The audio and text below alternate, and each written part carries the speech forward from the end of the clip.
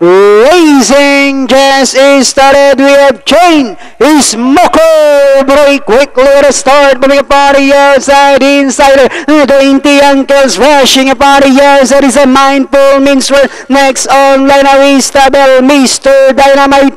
West Dream comes next. Vinegar. Then followed over by Time of My Life. Dugas Paramore. Baby Smarty. And on the outside now is Night Boss, while seeing Lurking is the early trailer by about 20 lengths up the pace, racing down the backstretch. We have Mindful Minstrel takes command by Orlink and Ihap.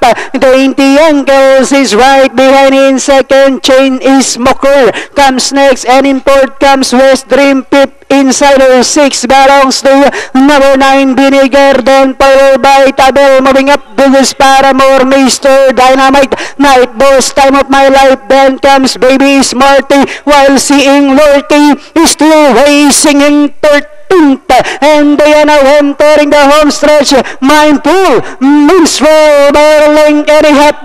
The Chain Smoker now moving up down on the inside, but it's still Mindful Minstrel by Chain Smoker down on the inside. West Dream now on the outside. Last 100 meters we have Mindful Minstrel, Chain Smoker, West Dream moving up now on the outside, and finally it's close. West Dream, Mindful Minstrel, then comes Chain Smoker, 20 Uncles. Okay, it's the top choice. West Dream with the lucky rider of the day, Carlo Espinola. Niniwala na ako.